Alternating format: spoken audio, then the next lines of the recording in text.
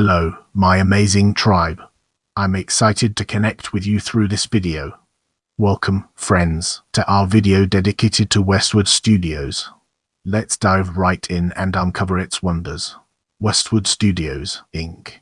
was an American video game developer based in Las Vegas, Nevada.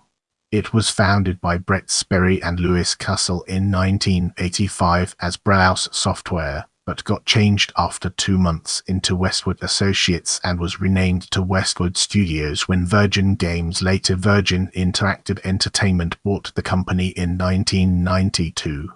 The company was bought by Electronic Arts alongside Virgin Interactive's North American operations in 1998. In January 2003, it was announced that Westwood, alongside Westwood Pacific EA Pacific, would be merged into EA Los Angeles. The main studio location closed in March of that year. Westwood is best known for developing video games in the real-time strategy, adventure and role-playing genres. It was listed in Guinness World Records for selling 30 million copies of Command & Conquer games worldwide.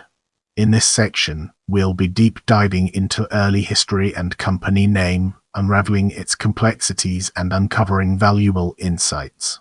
Brett Sperry and Louis Castle met in late 1983 in Las Vegas. Sperry had a background in architecture and psychology and was already working in the gaming industry. Both Sperry and Castle worked as contract programmers. The two eventually became friends and decided to form a company together and named it Brelous Software. Sperry and Castle founded Westwood Studios in 1985. According to Louis Castle, the company was named after the entertainment meets professional character of the Westwood neighborhood in Los Angeles.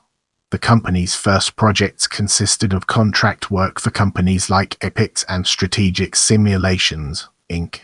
SSI, porting 8-bit titles to 16-bit systems like Commodore Amiga and Atari ST. Proceeds from contract work allowed the company to expand into designing its own games in-house.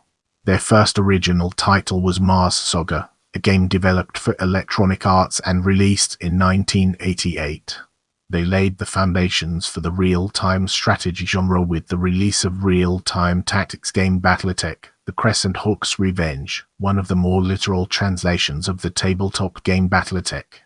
As we move forward, let's uncover the untold stories and fascinating intricacies of later success and acquisition by Virgin Games. One of the company's first great successes was Eye of the Beholder 1991, a real-time role-playing video game based on the Dungeons & Dragons license, developed for SSI. Other publishers of early Westwood games included Infocom and Disney. Their company was eventually acquired by Virgin Games in 1992. The company in the late years was known for shipping products late, but by 1993 it had so improved that, Computer Gaming World reported, many publishers would assure that a project was going to be completed on time because Westwood was doing it. The magazine added that it not only has a solid reputation for getting product out on time, but a reputation for good product, citing Eye of the Beholder, The Legend of Kyrandia, and Dune II as examples. Then Westwood had about 50 employees, including up to 20 artists.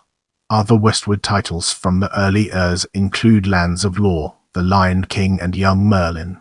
Westwood's greatest commercial success would start in 1995 with the real-time strategy game Command & Conquer.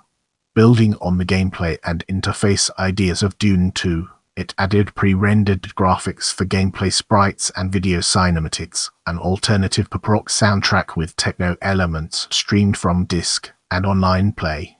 Command & Conquer, Kyrandia, and Lands of Lore spawned several sequels.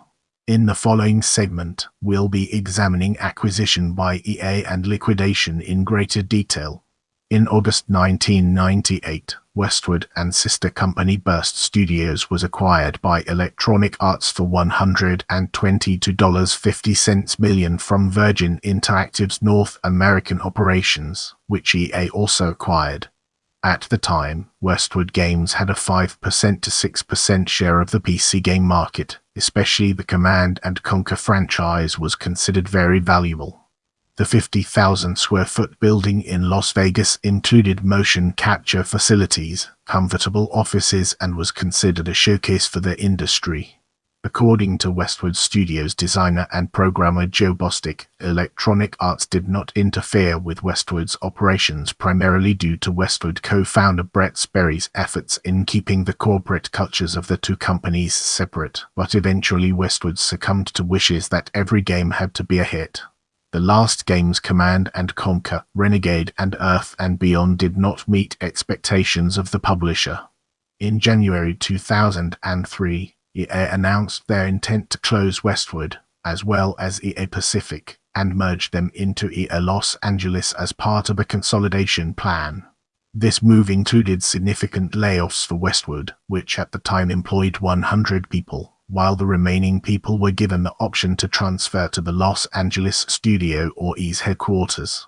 Most employees were let go by January 31, while some staff stayed with Westwood transitionally until it was fully closed on March 31, 2003. Some formed Petroglyph Games in April 2003, while another three, Brett Sperry, Adam Isreen, and Roddy Stojcevic, formed a development studio called Jet Set Games in 2008, both based in Las Vegas, Nevada.